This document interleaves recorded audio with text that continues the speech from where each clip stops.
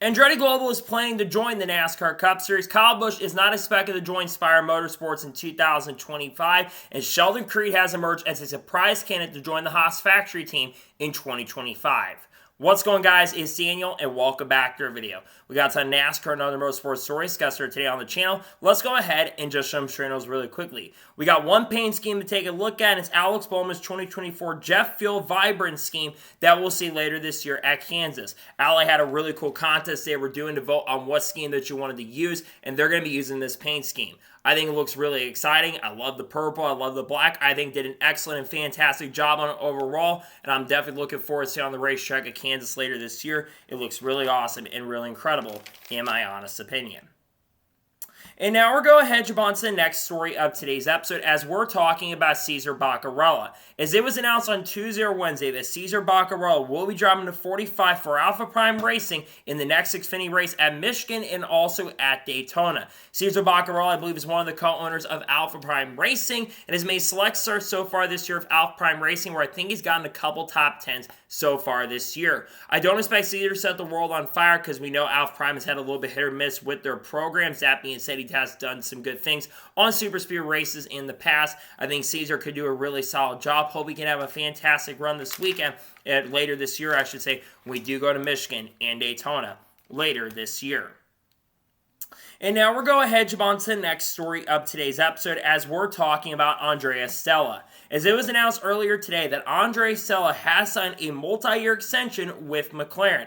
Andrea Cella, for those who don't know, is a team principal for McLaren. And he's been a big part in helping McLaren continue to get better in Formula 1. And now they're really taking it to Max Verstappen and Red Bull. And you look at stuff that's going on with Red Bull, which we're going to talk about here in just a little bit. But keeping Andrea Cella on for at least the next couple of years, I think is absolutely going to play a crucial part in really growing this team going forward. As both drivers look to win their first championship this year, I think keeping Andrea Cella on there to be your team principal, he's been there for a couple of years, and I think he's been a major asset and crucial part in really helping grow McLaren. I really think he's going to continue doing some excellent things going forward into the future, and I really think that Andrea Cella is really going to help continue growing this program into the future. And now we're going ahead and jump on to the next story of today's episode as we're talking about Oliver Oakes. As it was announced a couple days ago that Oliver Oakes will be officially the new team principal at Alpine starting at the next race for Formula 1. Oliver Oakes, for those of you who do not know, has been a team principal for High Tech GP in the lower ladder system for Formula 1, like in Formula 2 and for Formula 3 for High Tech GP.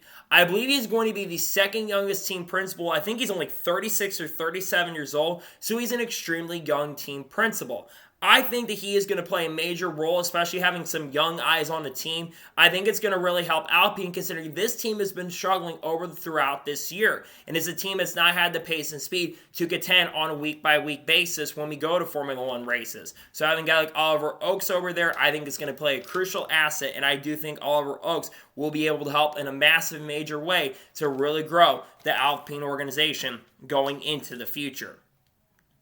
And now we're going ahead and jump on to the next story of today's episode as we're talking about Jonathan Wheatley. As it was announced earlier this morning that Jonathan Wheatley is officially going to be leaving Red Bull and will be joining Audi F1 starting pretty much immediately. I do not believe Jonathan Wheatley is going to be working with Red Bull anymore. This is another big domino to fall at Red Bull. Remember, we know that one of the other big guys who's been with the team for many years, because Jonathan Wheatley has been with this organization basically since its inception back in 2006 to 2007. This is another big domino to fall because you've got the guy who's been designing the cars for Red Bull who's no longer at the organization either. And there are just a lot of things happening. You can kind of tell with Red Bull right now that their performance is not the same as it was when they had the people working on the cars. And whoever picks up this individual, which Audi, I think having Jonathan Wheatley oversee the operation, I think is absolutely huge and absolutely massive. So this is amazing to see. Well, not amazing to hear. I think Jonathan, though, is going to do some really great things at Audi going into next year or over the course of the next 2 years. I think he's extremely good at what he's done for many years, and I certainly think that Jonathan Wheatley will be able to help out some of these teams in Formula 1 going into the future. And now we're going ahead and jump on to the next story of today's episode as we're talking about Jamie Chadwick. As it was announced 2 days ago that Jamie Chadwick will have her first official IndyCar test on September 30th, I believe, at Indianapolis Motor Speedway. Jamie Chadwick earlier this year picked up her first Indy NXT win at Road America, and she also will be conducting this Indy NXT test also with Andretti Global. Jamie Chadwick is one of the best female drivers in the world. She, of course, won multiple W Series championships in the Formula One ladder, and she's also been extremely competitive in Indy NXT as well. She's had some really great stand-up performances, especially on ovals as well, but really her big bread and butter is road course racing, and she's still relatively young. I think she's only like 26 or 27 years old, so yes, she has a lot of potential maybe in the future to do this. She also is the first female NXT driver since, I think, 2011, 2012 to get an IndyCar test. I think Jamie has all the potential in the world to be an IndyCar someday and maybe being competitive, and maybe in the future it could be with Andretti, even though we know Andretti is potentially going to Chevy as early as next year. I think Jamie Chadwick getting this chance and opportunity to test, I think is really excellent to see. I think it's very phenomenal. I think it's really great to see, and I'm just happy to see that Jamie Chadwick will get her chance and opportunity to do an IndyCar test, and maybe, just maybe, it could lead her going full-time in IndyCar in the not-so-distant future. And now we're going to jump on to the next story of today's episode as we're talking about Jack Doan. It's been reported by many media outlets that Jack Doan is close to signing with Alpine for 2025. Jack Doan has been competing in the lower series in the Formula One ladder for the last 2 years, and he's been linked to multiple organizations like Aston Martin in the past, but now we know he'll be likely going to Alpine. We already know that Esteban Ocon, who will not be returning to Alpine in 2025 as he'll be going to Haas, we know that he will be over there, meaning that this ride is going to be available. I think Jack, he's got a lot of talent. He's shown a lot of stuff in the lower series, and I do think Jack has the potential to really grow the program. Having someone like Pierre Gasly, who in my opinion has done a pretty excellent job with Alpine over the years, I think having him to be your teammate to work with, I genuinely think that's going to play a major role and major asset of really helping grow Jack Doan. It's going to be very competitive. There's a lot of major silly season moves happening over in the Formula One world, and I think having Jack Doan come in there and drive for the team, I'm really not expecting him to go out there and contend for wins and victories by any stretch of imagination, but I certainly do think he's going to do an excellent job, and I think he'll have some fantastic and great performances with Alpine next year. So I'm really excited for it for sure, and again, the announcement is not official at this time, but we are expecting that in the not-so-distant future that Jack Doan will be going to Alpine starting in 2025. And now we're going to jump on to the next story of today's episode as we're talking about Sergio Perez. There's been a lot of talk and question in recent weeks surrounding whether Sergio Perez was going to be staying in the Red Bull seat for the remainder of 2024, or maybe Liam Lawson or Daniel Ricciardo was going to be taking over this seat. Well, it was confirmed on Monday that Sergio Perez will in fact be remaining with Red Bull for the remainder of 2024. Remember, it was announced back in early June, actually, that Sergio Perez had actually signed a contract extension with Red Bull through 2026. However, due to lack of performance from the team and organization, at least on Sergio's side in the crashes among other things, there began to be a lot of growing speculation that Sergio was going to end up losing his ride in seat with the team. And not even going to AlphaTauri. He was just going to be out of the organization altogether.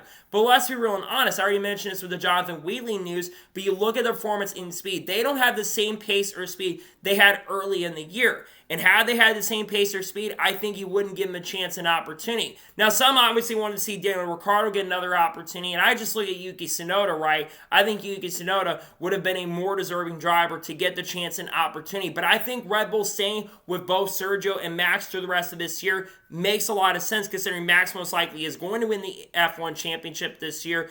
Though he has made some mistakes recently, it's kind of cost him a shot, and all the manufacturers and teams have picked up, and they're a lot more competitive now. Hopefully, maybe we'll see Red Bull get back to their dominant form. I'm just kidding. I want to see some good racing. Nonetheless, really great to see that Sergio Perez will be staying with Red Bull through the remainder of this year. I think he's an excellent driver for sure. I think Sergio's a great driver. I know some will disagree, and that's fine and understandable, but I do believe that Sergio Perez is a pretty talented driver, and I'm glad to see that Checo will be able to stay with Red Bull through the remainder of the 2024 season. And now we're going to jump on to the next story of today's episode as we're talking about Carlos Sainz. As it was announced on Monday early afternoon that Carlos Sainz will officially join Williams starting in 2025. And according to reports, this is a multi-year deal. Carlos Sainz has been extremely impressive with Ferrari over the course of the last couple of years since joining back in 2019 and 2020 or back in 2021. He got a really great chance to go over to Ferrari for many, many years and has been very great. But we've been wondering since it was announced Lewis Hamilton was going to be taking over his seat for 2025, we've all been kind of wondering where Carlos Sainz was going to end up. Some have speculated Mercedes. Some have speculated Red Bull perhaps. I know Lando Norris said recently that he would love to see Carlos Sainz get the chance to be teammates with Max Verstappen. When I look at Williams going into next year with Carlos Sainz going over there, I really do believe that this is going to be the strongest Williams lineup we have seen in a very long time. And I expect it to be overall the best Williams season that we have seen. I'm not expecting Williams to go out there in year number one and go out there and contend for the championship, even though I do think Alex Albon and Carlos Sainz have the potential to do it. I think they're going to end up scoring the most points they've had in this organization in a very long time. I would not be surprised in many races next year in F1 that you see both those guys end up being competitive and have maybe some outside chance of winning. It wouldn't surprise or shock me at the end of the year if they end up with the podium, especially with how chaotic Formula One can get and how much more competitive it seems like Formula One has been getting in recent years. I think this is going to be a very fun time for Carlos over there. I think being teammates at Alex Albon makes a lot of sense. Now, what does this mean for Logan Sargeant? We are expecting that Logan Sargeant will be coming over to IndyCar or sports cars in the IMSA series next year. There's been speculation Prema is most likely the destination of where he's going to end up next year. Regardless of where he ends up, though, I think he's going to do a very good job at IndyCar and do a much better job than he's done in Formula One. This is no disrespect, but Logan really wasn't setting the world on fire, but I really don't think he got absolutely the best in fair shake, in my opinion. So I'm really glad to see that Carlos Sainz does have a riding fact for the 2025 Formula One season. And now we're going ahead, jump on to the next story of today's episode as we're talking about NASCAR 25. Now, if you've been on social media over the course of the last couple of days, you are starting to see some teasers coming out for NASCAR 25. C. Myers, who is the president of iRacing, the company that is developing the new NASCAR game for late 2025, because we are expecting that NASCAR 25 most likely be coming in Q4 of next year. He basically said there are going to be some things trickling out here in the future, and they're releasing some teasers. Some of the people that work high up in the NASCAR gaming sphere have also said that some of the things that are coming for this game, it could make this game extremely impressive in year number one. Now, iRacing does have an extremely, really great track record, and it's all good and dandy to do all the dev diaries. But I also, at the same token, same time, hopefully in the future we start getting some of the gameplay and some of the teaser stuff. That being said, I don't think it's also a bad idea to not try to rush everything out, especially at the last minute. I think we need to start seeing some stuff here by the end of late this year or at least in early 2025. Don't have to really show gameplay, just show some teasers, show more screenshots among other things, because it's going to get people a lot more hyped up about the game. But I'm going to be real and honest, I am at least a little bit excited. I'm cautiously optimistic, though, because I don't want to go in with extreme optimism for NASCAR 25, and then I'm just disappointed. But I do have a little more confidence that unlike NASCAR 21 Ignition, which is the worst NASCAR game in my opinion, I do have a little more confidence that this game is going to end up being a little bit better than what we've seen. I think it just needs to be bare bones. Just get the physics correct, which is what they said. Don't go overburdened. Don't send do everything at once. The main focus for me, in my opinion, is you need to focus on making sure the game and the physics absolutely work, which they have said it's the main focus that they're going for, which is the best thing that they can overall do. So I'm really excited about the game. Don't get me wrong. I just don't want to get over optimistic and overhyped about the game. Hopefully the game can be really, really good. I am excited for NASCAR 25. Do not get me wrong, but at the same token, same time, let's not go overkill, and let's just hope that at least the game is functional going into next year.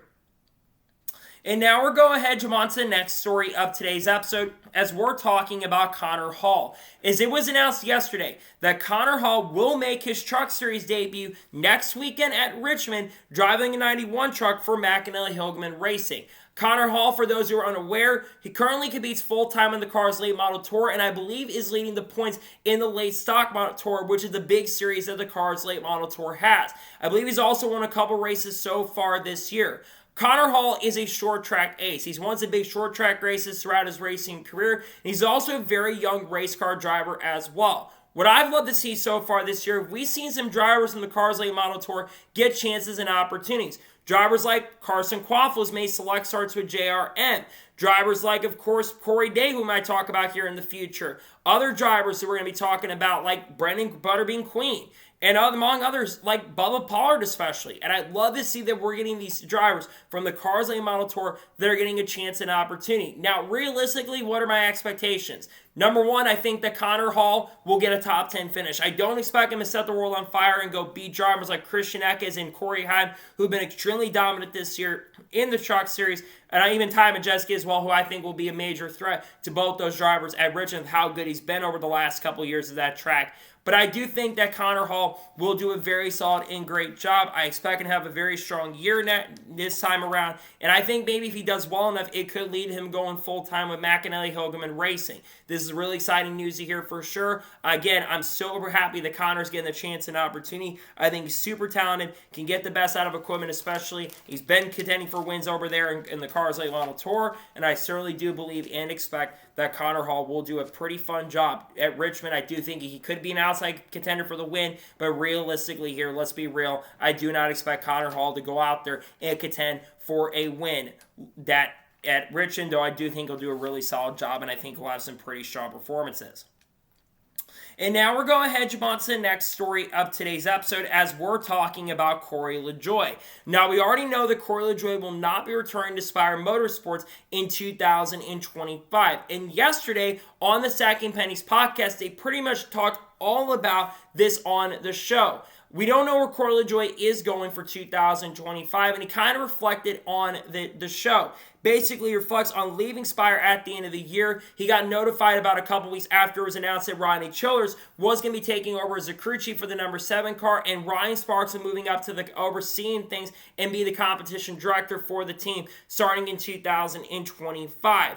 Now, he does say that he feels motivated about where he might end up going, but he says something that Breakcar quoted as well on Twitter, and basically he says that he feels motivated and felt motivated. He could have been the person that had the opportunity to get Spire Motorsports their first win. Yes, they do have a win, he said, but they said that win they got in 2019 was not a real win. Now, when I hear comments like this from Corey LaJoie, it just shows a little bit of the arrogance and probably one of the reasons why you lost your ride. Again, I understand being upset and frustrated that you lost your ride for the end of this year, but let's be real and honest. Corey LaJoie has not done a good job with Spire Motorsports this year. He completely struggled this year. He's 28th to 29th in the standings and hasn't even scored a single top 10 in his NASCAR Cup Series career at this point on a non-super speedway. Every single top 10 he's had have all been on super speedways, all 8 or 9 of them. And he's been nearly racing in the Cup Series for nearly 300 races. If you want to talk about someone that he's criticizing Justin Haley, guess what? Justin Haley is outperforming you at Rick Ware Racing right now and is being considered to potentially be your replacement, mind you, for 2025. Even though he's expected to be committed to Rick Ware, we've heard his name mentioned as a candidate for one of those cars. But again, I just don't understand why Corey had to say this. Again, I understand 100% why you were frustrated and upset that you probably lost your ride. But again, it's the performance business, and if you don't step up and do great, and you got a team like Andretti that's being invested with Gamebridge, you're probably going to lose your seat. I do feel a little bad for Corey that he did lose his ride this late in the game, especially in early August to late July. But at the same time, you put yourself in that position by not performing. And if you don't perform in this series, unfortunately, chances are you're likely going to lose your ride. That's Matt DiBenedetto. Matt DiBenedetto lost his ride in a sense because of performance, but also because of what happened in 2021. If Corey LaJoie could just put his head down and not say things on his podcast and don't act arrogant like he's done many times before, he probably would have gotten a chance and opportunity to stay with Spire Motorsports, and if he'd done a little bit better. When you got a lot of potential free agent candidates that are out there, that are available, that in my opinion are better than Corey LaJoie, you could go after them. Corey needs to learn to keep his mouth shut. He needs a reality check, in my opinion. He's not been the best when it comes to taking responsibility, and certainly I do believe that Corey LaJoie needs to have a little bit of reality check and realize what's at stake here, because he may not have a ride going into 2025 if he doesn't keep his mouth shut. Some will disagree, and that's fine and understandable, but if I was Corey LaJoie, I would not be talking about performance, especially when you really didn't perform at Spire Motorsports, to be honest with you. And now we're going ahead, jump on to the next story of today's episode as we're talking about silly season for the Cup Series. So last weekend, Bob Pockrass updated his article in regards to some potential big silly season moves that are going to happen in the Cup Series. And we're going to focus on a few of those big ones here. First, 2311 Racing. We are expecting the 2311 Racing is going to be a 3-car operation in 2025. We already know that Tyler Reddick will be behind the wheel of the 45 car for 2025. The big question is who's going to be behind the wheel of both the 2 cars. Well, the 23 car, no surprise, is expected to be piloted by Bubba Wallace once again. We are expecting in the coming days and weeks that Bubba Wallace is going to announce a multi-year contract extension with 2311 Racing. Bubba Wallace has been extremely good with 2311 Racing this year. You look over the course of the last 4 races, he's had finishes a 7th, 13th, 10th, and 5th. And I think Bubba Wallace has a lot of potential to win a championship in the future with 2311. While Tyler Reddick has definitely been a better driver than Bubba Wallace, Bubba brings sponsorship and funding to the table, and they basically have built the team around him. So I do think that Bubba Wallace won't be going anywhere, and I don't think he'll have to worry about where he's going next year. The 3rd car is expected to be filled by Riley Herbst. Now, we have heard Corey Heim as a potential candidate and possibility for this ride, but we are expecting that Riley Herbst will be in the Cup Series full-time with 2311 Racing next year. Riley has impressed at times in the Xfinity Series over the last year or so. He got that dominant win at Las Vegas and also had that very impressive win in Indianapolis where he got sideways, mind you, and proved why he's a wheelman. I don't think he's going to be a contender by any stretch of imagination with 2311, but we do believe he'll be in a 2311 racing car in 2025. Speaking of drivers in the Toyota pipeline, let's talk about Erik Jones.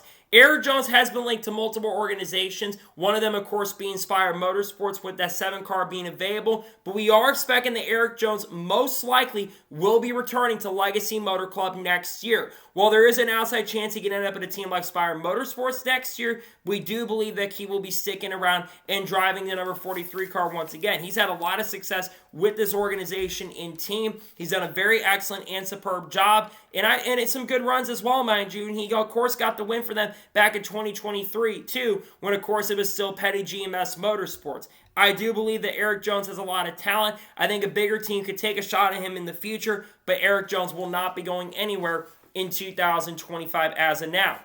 And then finally, you've got some Kaulig Racing rumors. You've obviously got Sam Mayer, who's rumored to be going over there. There's some rumors recently about Kaulig Racing doing certain things. AJ Allmendinger is a name that we have heard as a potential candidate to go up to the Cup Series once again with Kaulig Racing. I think AJ should be full-time in the NASCAR Cup Series. AJ Allmendinger is a very good race car driver. He would be really good for the road courses especially, and he's actually competed for a few road course wins so far this year. So I think AJ could be a candidate there. Other things to know, Hendrick Motorsports, they're completely set for next year. Kyle Larson is set through 2026. Chase Elliott set through 2027. Alex Bowman set through 26, despite people trying to say that that ride might end up being available. Austin Olney will be back in the 3. William Byron is set through 2025. We had heard RCR might be looking at a 3rd car for next year, but we do not expect that to happen. We'll get the trackouts here in just a little bit when it comes to some of the rumblings that were coming out as of late, but there's a lot of big silly season dominoes that are expected to fall very, very soon, and I do think a lot of big changes are coming to the rest of the silly season, not just for the Cup Series, but also potentially for the NASCAR Xfinity Series as well. And now we're going ahead, jump on to the next story of today's episode as we're talking about top prospects. Now, very recently, Bob Pockrass put out his updated version of the top 20 NASCAR prospects, and there were some very interesting names that came up in that. Drivers like Corey Heim, who was number 1, Connor Zilisch, who was number 2. I think he had other drivers like Corey Dane inside the top 10 or the top 15. I saw Isabel Robusto inside the top 20. Jade Avedissian, who I believe is 13th on the list. Brent Cruz, who was number 6. Christian Eckes, who was number 5. And I mentioned Connor Zilisch as number 2. But in that article, he actually kind of talked a little bit about silly season for some of the top prospects in NASCAR as well. Let's first begin by talking about Corey Heim. Corey Heim could move up to the Cup Series in 2025. I already mentioned that, but it might only be on a part-time basis. There is a chance he can move up full-time to the NASCAR Xfinity Series with a team like Sam Hunt Racing. We are not expecting that he will be with that team once again next. We're not expecting him to be in the Cup Series. We do think he can end up at Sam Hunt Racing full-time in Xfinity next year. The second prospect, Connor Zilisch. Connor Zilisch will make some select NASCAR Xfinity Series starts with Junior Motorsports, making 3 or 4 starts at the end of this year since he just turned 18 years old. And we are expecting more than likely as well that he'll be full-time with JRM in 2025.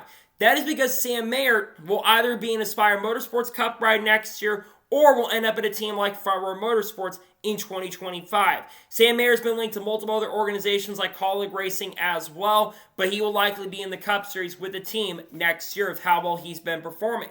Going back to Connor Zilisch, he is expected to drive the 1 car, or has been rumored to be driving the 1 car for next year. Connor Zilisch is a racing prodigy. In my opinion, one of the best drivers currently in the lower series moving up. He had a chance to win his Truck Series debut. We all remember how impressive he was throughout that entire weekend. And I think Connor Zilisch going full-time with a team like JRM, I do believe he'll be a championship threat and contender. And it would not surprise or shock me later this year when we go to Watkins Glen that we may end up seeing him win that race at Watkins Glen. Though Shane Van Gisbergen is going to be very fast there, and you're going to have drivers like Eric Almirola and maybe other Cup guys as well potentially. But I do think that you're going to see Connor Zilisch have a really great chance to pick up the win and victory there.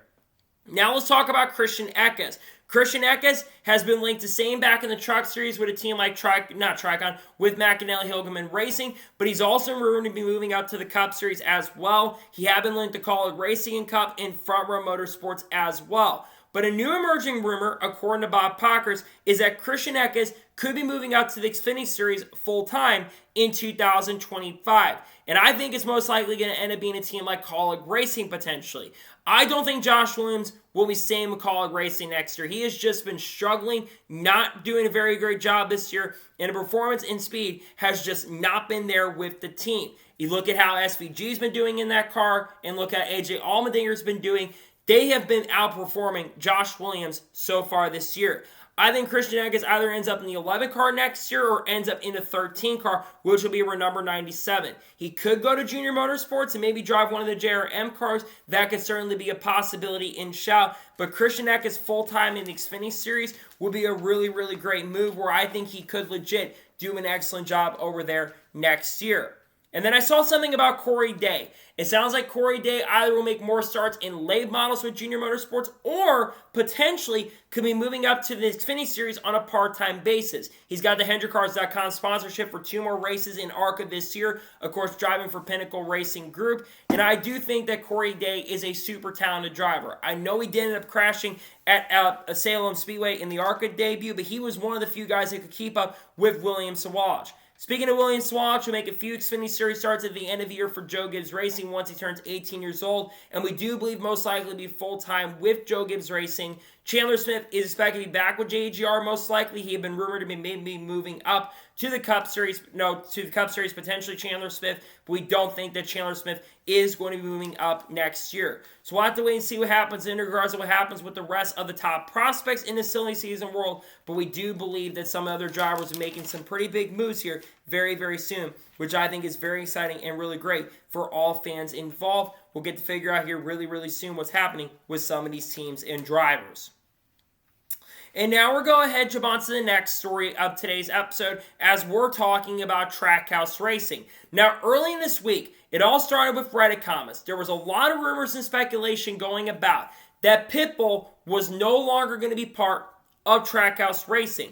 Multiple news outlets like Newsweek and essentially Clickbait or Century Sports were reporting that Pitbull may no longer be at Trackhouse Racing. Well, Justin Marks early in the morning on Wednesday at like 3:52 Central Standard Time confirmed that Pitbull is not leaving Trackhouse Racing. Justin Marks says the rumors of Pitbull leaving are not true, and he says it was basically a bunch of lies.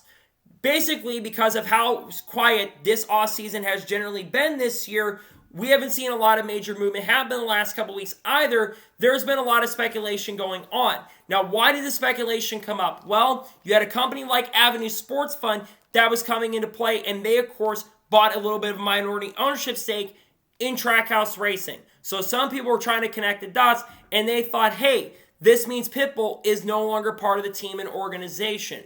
But it was never confirmed. And then the other thing that a lot of people were looking at was the fact that Justin Marks had actually wiped his whole entire Instagram early in the week. There might be something big coming for Trackhouse Racing. That might be true. One thing I will say is this. Not everything you see on the internet is factual and reality. Is Pitbull always at the racetrack? Yeah, no, he's not always at the racetrack, but he just released a Trackhouse album not long ago with Trackhouse as the title of the album and referenced NASCAR drivers in there. But the other thing that's been going on is reason some people thought Pitbull was gone was because Daniel Suarez had not signed a contract extension with Trackhouse Racing. We are expecting that Daniel Suarez is going to sign a multi-year extension with Trackhouse Racing, but we still don't know what's going on with that deal at this point. We're still kind of waiting on all those details to become official. But he's expected to be back in the 99. He just got married recently. He's running the Brazil race in Interlagos. It would make no sense when they're posting Daniel Suarez getting married to his long-term fiancée, Julia. Why would they announce he's not going to return to the team? That just didn't make any sense to me.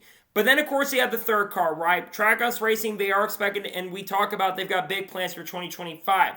We are expecting that Shane Van Gisbergen is going to get the third Trackhouse seat going into next year. Shane Van Gisbergen has been doing a very excellent and great job at the Kaulig racing organization, Xfinity, and in the few Cup Series starts he's ran this year as well, the 5 or 6 he's ran, he's had some really strong runs. And I think that you have a guy like Shane Van Gisbergen who can instantly go out there and win on road courses. I do think having him there, he is going to provide a lot of assets to the organization next year, especially look his road course prowess. If we do go back to Chicago, he's absolutely the favorite. This means Zane Smith most likely will be out, but when you look at the sponsorship that Shane Van Gisbergen brings as well, WeatherTech, Red Bull, and other companies as well, I think it makes way too much sense for them not to put SVG up there. I think Shane should absolutely be a Cup Series driver going into next year. Going back to the rumors, so basically, a lot of times on social media, and the internet especially, sometimes you basically need to be careful what you see on social media. But I get the fans being a little bit concerned, right, that Daniel Suarez has a signed extension. But again, be very careful what you post and what you see on social media, because it can lead to a lot of widespread fires and a lot of rumors that don't really need to be out there, and it just can lead to a lot of dumb rumors that do not need to be out there. So, in my opinion, I'm glad to see that Justin Marks cleared up the rumors and speculation before it became out of hand. We got racing in about a week or so, folks, so hopefully some of this speculation and this stuff can finally just clear the air and we get back to talking about racing soon. But again, I'm very happy to see the Trackhouse cleared up the rumor, and we are expecting that Suarez is going to sign a multi-year extension, and we know that Shane Van Gisbergen is expected to be in a third Trackhouse seat, most likely in 2025. And now we're going ahead to jump on to the next story of today's episode as we're talking about 23XI Racing. Now, earlier this evening, 23XI Racing put out a teaser teasing an announcement on who the final driver will be behind the wheel of the number 50 car, which is their third 23XI Racing car, as part of the Mobil 1 50-year anniversary. And if you take a look at the silhouette, there's one driver that comes in mind that we'll talk about in a second. But so far this year, we've seen the 50 car run in 2 races. The first one being in Circuit Americas. The driver was Kamui Kobayashi. Kamui did not do a really good job, unfortunately. He did have some good pace and speed in practice, but the race did not go well. He got turned multiple times in the race and was not, unfortunately, able to recover at the end of the event. Then in race number 2, Corey Heim drove the 50 car at Nashville Super Speedway, with him, of course, being a reserve driver, had made a few select starts in substitution for Eric Jones. Corey Heim did a pretty good job and did have some great performances with the team. Now the big question is, who's behind the wheel of the third race? Well, could it be Carl Edwards or Kurt Busch? No, probably not. Could it be Chandler Smith? No, probably not.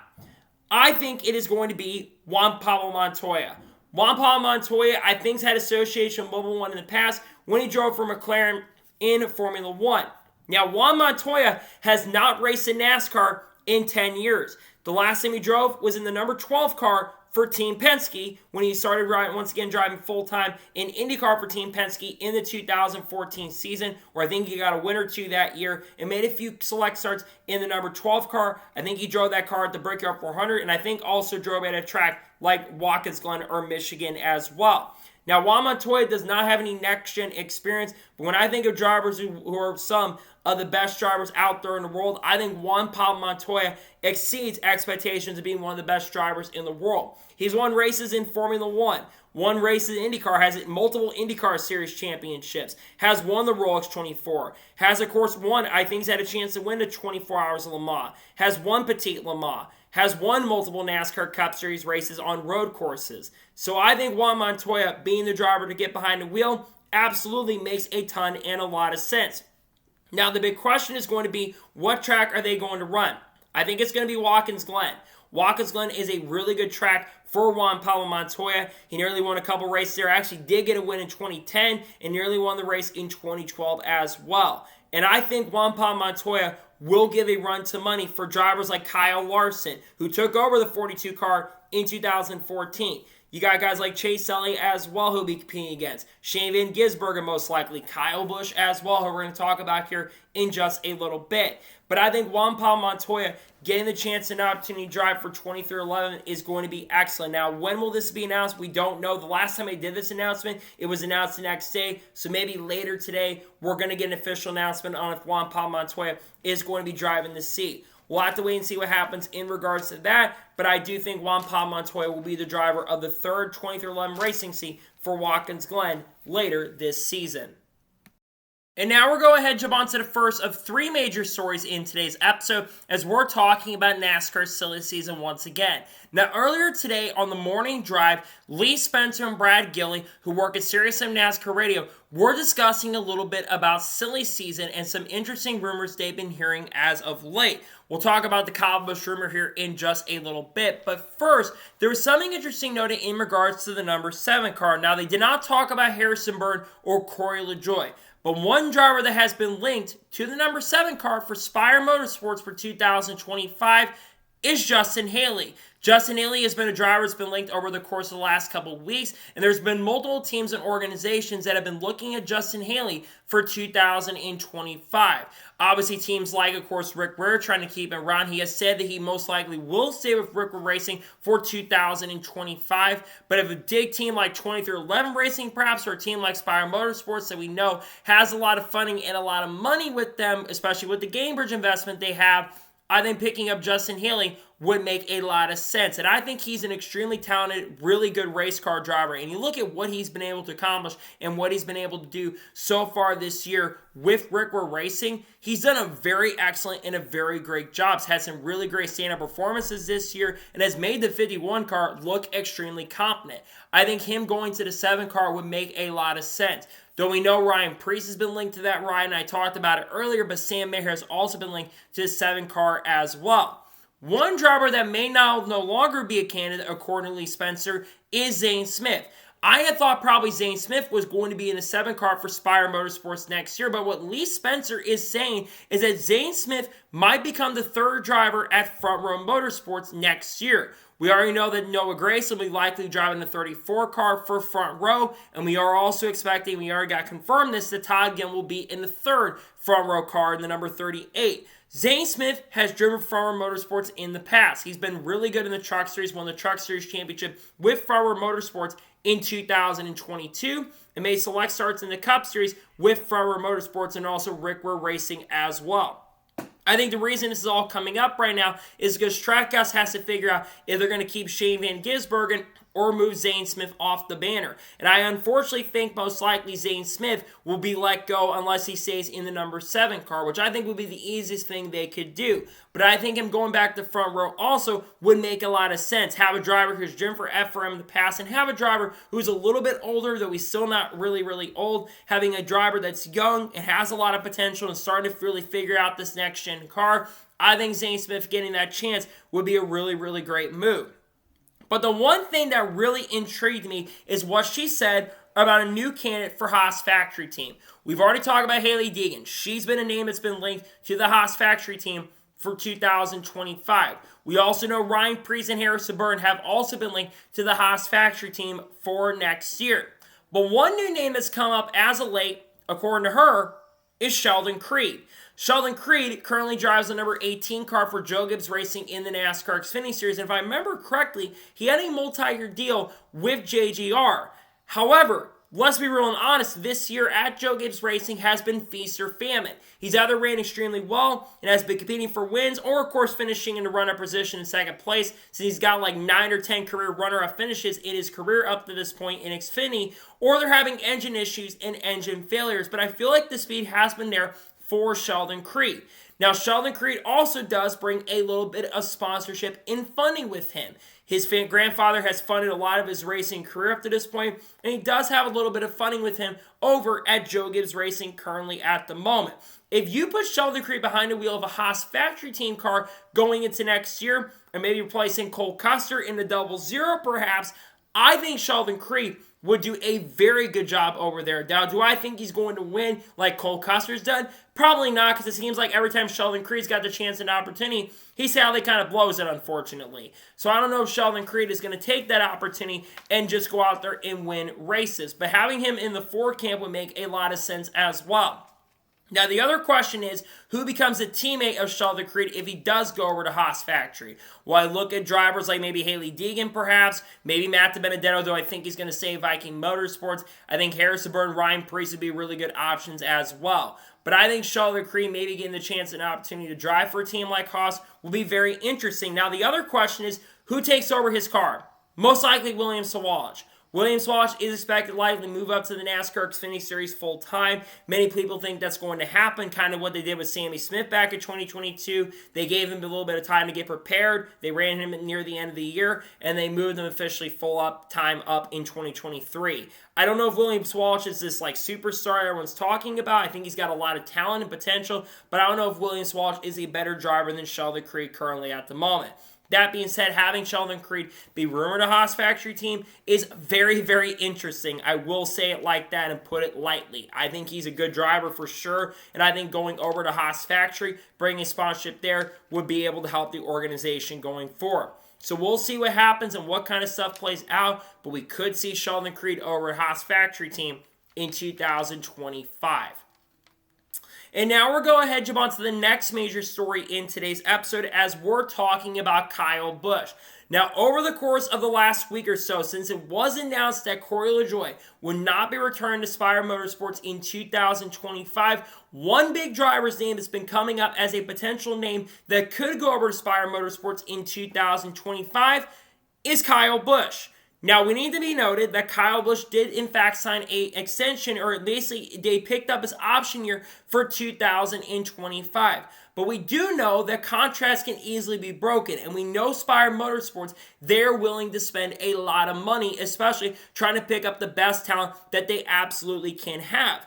And also, you have to remember that Kyle Busch actually technically works at Spire Motorsports. Remember, Spire Motorsports purchased the Kyle Busch Motorsports racing shop and all the trucks as well. And Kyle Busch has him working as a consultant over there with Spire Motorsports this year. He's gotten a couple wins with the team and organization and has been able to really help that program run well. That's why they've been so strong this year, because they're using a lot of the KBM equipment from last year. Now, people have been wondering, could we see Kyle Busch finally get integrated to be working with Rodney Childers next year? Well, according to this, it's kind of interesting.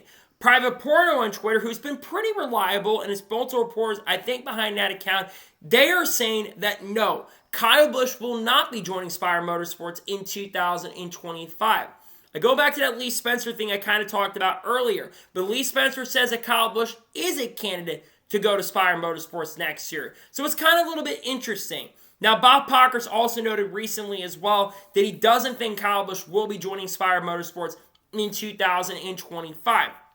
Now, looking at the organizations there, you have RCR versus Spire. We do know that RCR is looking to make some big competition hirings over there to really try to help their program. But a reason I think a lot of people want Kyle Busch to go to Spire Motorsports is because they want him to get out of his contract with the struggles currently at RCR. Because let's be real and honest, he has been struggling at RCR this year. And in the last 8 Cup Series races, he's had 5 DNFs. But only 3 independent races where he's finished and not crashed out. And he hasn't really had the pacer speed that he had early in the year, but every time he does have the pacer speed, Kyle Busch ends up crashing. Meanwhile, you have Spire Motorsports. They're getting better. They're made some big hirings. Rodney Childers is going to be the crew chief, and they got Michael McDowell going over there with most likely Travis Peterson being the crew chief for that car next year. I think if they found a way to get Kyle Busch over at Spire, it would make a lot of sense. But here's my verdict, in honesty. I don't think Kyle Busch is going to Spire Motorsports at least for 2025. I think RCR, because there's been rumors about Greg Zipadelli potentially going over there. That's been a rumor that we've been hearing, and some have been speculating as well. If they can find a way to get people over there at RCR to really fix their program up, I think he sticks around. But if Kyle Busch does struggle at the end of next year and he's not running well, I would not be shocked or surprised if you see him in the number 7 car for 2025 or 26. I think Kyle Busch going to Spire does make a lot of sense, and I understand why a lot of people are predicting it right. They want to see Kyle Busch get better. But I also do think Kyle Busch is a little bit of the problem, sadly. Kyle Busch has crashed a lot more than the next-gen car. He's not been really able to figure it out. In the next-gen era, he only got 1 win in 2022 at Joe Gibbs Racing. He got 3 wins with RCR at the beginning of the year. But I don't think it's all the driver's fault. I think that Austin Dillon is not a 35th place driver. You're telling me that Austin Dillon, who used to make the playoffs many times, you're telling me that Austin Dillon is the problem. I don't completely think so. I think there's a lot of issues with culture, and there's a lack of attention to detail over RCR that is really sadly affecting that program and making that program a lot worse than it really needs to be. But again, I don't think Kyle goes to Spire next year. I think it's either going to be Zane Smith in that 3rd car, either Justin Haley, maybe Sam Mayer, maybe Christian Eckes, or maybe they move Carson Nosbar or Michael McDowell into that seat for 2025. That certainly could be a shout and a possibility as well. But I do think Kyle Busch is going to stay with RCR for at least 1 more year. Now, there could be a buyout, and I could be wrong, and maybe we do see them make that change and move. But again, I just don't see Kyle Busch leaving RCR, at least at the end of this year. I think he will stay with RCR for 1 more season, and then maybe, just maybe, in 2026, we see him go to Spire Motorsports if things don't get better at RCR. Because I do think in 2025, with Ronnie Chars going over there especially, I do think that team is 1,000% going to be a lot better, and I think the pace and speed is going to be there for 2025 for Spire, where I think that 7 car is going to be super and really, really competitive. And now we're going ahead, jump on to the final major story of today's episode, as we're talking about Andretti Global. As it was reported by Adam Stern earlier this afternoon, that in a video released Thursday, Andretti Global President J.F. Thorman announced that the team is planning to expand its operation to NASCAR in the near future. Now, he does note in the video that it's hopefully they're going to join NASCAR. It's not 100% confirmed, but they are officially joining. But we have been talking about Andretti Global potentially joining NASCAR for a while now, going all the way back to 2013. I remember when they were looking to get into NASCAR back in the 2013 season. They were going to be having a Dodge. If Dodge had stayed with the Gen 6 cars, Andretti was going to come in. Kurt Busch was going to be one of those drivers, and we were expecting Matt Kenseth was going to be a teammate of his as well back in 2013. That's why Kurt Busch ended up running the 2014 Indianapolis 500, ended up doing the double because he ended up driving for, was going originally going to drive for Andretti. But we have been hearing rumors of Andretti trying to come in for a long time, going back to 2017. But the fact that you now have the president of Andretti Global, who we all know is looking to go to Formula One as well, though they have been denied very recently. Now, where could Andretti Global fit into NASCAR if they were to join? Well, I think it's very simple. Spire Motorsports. We already know of the sponsorship they have. Spire Motorsports has a major sponsorship with Gamebridge. Gamebridge in Group 1001 is owned by Dan Towers. Dan Towers is one of the co-owners of Andretti Global, and they've been funding a lot. I think a lot of decisions that you have been seeing have been made by Andretti behind the scenes and also made by Gamebridge and Dan Towers as well. The other thing that's going on, remember, we are hearing reports that Andretti is going to GM. We know they're trying to get their GM branding, and obviously they're looking to go to Formula One there. But in the IndyCar world, there's been a lot of chatter and rumors and rumblings as of late that they may be switching to Chevrolet next year, though it may not end up happening until 26. But we do know they're interested in switching, and there's been rumors about Juncos Hollinger having an alliance with them, while Chip Ganassi Racing will basically stay with Honda, and Meyer Shank Racing will have an alliance with them. I think having the Andretti name, though, potentially in NASCAR would absolutely be huge. Now, if they do come in NASCAR, like I mentioned, I think they work with Spire Motorsports in a pretty major and massive way. And I think they're also helping make that decision on who could be behind the wheel of the 7. I'd say Kyle Busch most likely, but you never know, especially with buyouts and contracts, among other things.